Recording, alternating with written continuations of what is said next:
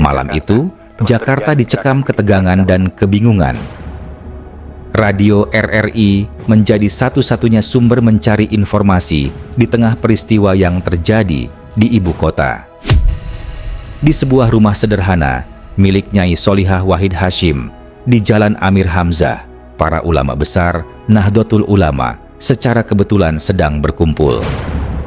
Rois Am Kiai Haji Wahab Hasbullah, Kiai Haji Bisri Sansuri, dan sejumlah pimpinan NU lainnya duduk dalam lingkaran. Wajah mereka tegang, perhatian mereka fokus ke arah pesawat radio yang terus memberitakan kabar buruk. Penculikan para jenderal, pembentukan Dewan Revolusi, dan pengumuman Letkol Untung yang terdengar seperti ultimatum. Para kiai itu segera menyadari keadaan yang terjadi. Bangsa ini sedang berada di persimpangan sejarah. Mereka tidak butuh waktu lama untuk menerka arah nasib bangsa. Ini bukan gerakan biasa. Rangkaian peristiwa, propaganda anti-agama, teror di desa-desa, hingga arogansi politik yang selama ini ditunjukkan PKI, semuanya seperti potongan puzzle yang kini tersusun jelas. Partai Komunis Indonesia sudah lama menggaungkan slogan, "Pondok bobrok, langgar bubar, santri mati." Kata-kata itu bukan sekadar ejekan, melainkan penegasan niat PKI untuk menghapuskan jejak pesantren, meruntuhkan surau, dan memusnahkan kaum santri dari bumi Nusantara. Para ulama menyadari, malam ini bukan hanya tentang masa depan politik negeri, melainkan tentang hidup matinya peradaban yang mereka jaga dengan darah dan doa. Dari ruang tamu rumah kecil itu, lahirlah sebuah keputusan besar. NU harus bersikap. Bukan hanya karena nama NU dicatut dalam Dewan Revolusi, tapi karena masa depan umat, bangsa, dan negara sedang dipertaruhkan. Maka, pada hari itu juga, 1 Oktober 1965, PBNU mengeluarkan pernyataan resmi yang mengecam keras perebutan kekuasaan, sekaligus menolak mentah-mentah Dewan Revolusi. Keputusan ini menjadi titik awal perlawanan terbuka NU terhadap G30S PKI, sebuah sikap tegas yang sejalan dengan rapat kilat Gerakan Pemuda Ansor di hari yang sama. Dari rumah Nyai Sholihah Wahid Hasyim hingga rapat darurat di pinggiran Jakarta, gema yang sama bergulir. PKI lah dalang kudeta ini.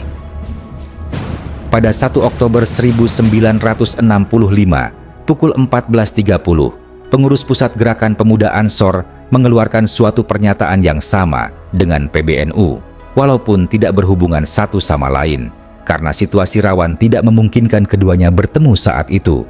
Ternyata, pengurus NU di berbagai wilayah dan cabang juga menggelar pertemuan. Meski tanpa komunikasi, mereka yakin dan sepakat bahwa PKI yang melakukan kudeta itu. GP Ansor meningkatkan kewaspadaan dengan memindahkan lokasi rapat ke pinggiran Jakarta.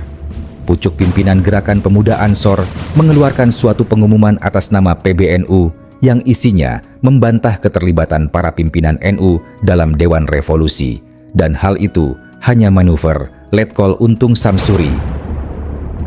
Dokumen NU 1 Oktober 1965 berisi pernyataan tegas yang menuntut agar PKI beserta seluruh organisasi masanya segera dibubarkan karena terbukti menjadi pelaku utama dalam upaya perebutan kekuasaan negara. Pada hari itu, pengurus pusat JP Ansor dan pengurus besar PMII menemui jajaran pengurus NU yang sedang menghadiri pemakaman para korban di Taman Makam Pahlawan Kalibata. Mereka membawa naskah pernyataan bersama yang telah dipersiapkan untuk ditandatangani. Beberapa tokoh PBNU langsung membubuhkan tanda tangan, di antaranya Kiai Haji Maskur, Rois Syuriah PBNU, Kiai Haji M. Dahlan, Ketua 1 PBNU, Kiai Haji Ahmad Syaihu, Ketua 2 PBNU. Naskah pernyataan itu dibawa oleh Kiai Haji Yusuf Hasyim dari Ansor. Setelah para pimpinan Syuriah dan Tanfidziyah PBNU menandatangani, dan seluruh pucuk pimpinan Badan Otonom NU pun ikut menandatangani, maka resmilah lahir surat pernyataan PBNU beserta Badan Otonomnya mengenai peristiwa makar Gerakan 30 September. Adapun isi dokumen NU 1 Oktober 1965 memuat 3 tuntutan pokok. 1. Memutuskan kepada Presiden Panglima Tertinggi ABRI, pimpinan besar revolusi, agar dalam tempo yang sesingkat-singkatnya membubarkan Partai Komunis Indonesia, Pemuda Rakyat, Gerwani, Serikat Buruh Pekerja Umum SOBSI, serta ormas lainnya yang ikut serta mendalangi dan bekerja sama dengan yang menamakan dirinya Gerakan 30 September.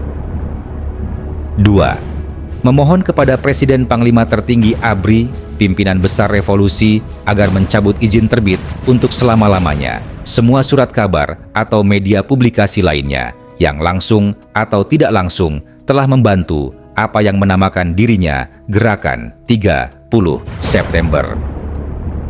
3. Menyerukan segenap umat Islam dan segenap kekuatan revolusioner lainnya untuk memberikan bantuan sepenuhnya kepada ABRI di dalam usahanya untuk melaksanakan perintah Presiden Panglima Tertinggi ABRI, pimpinan besar revolusi, menyelesaikan atau menertibkan kembali segala akibat yang ditimbulkan oleh Gerakan 30 September.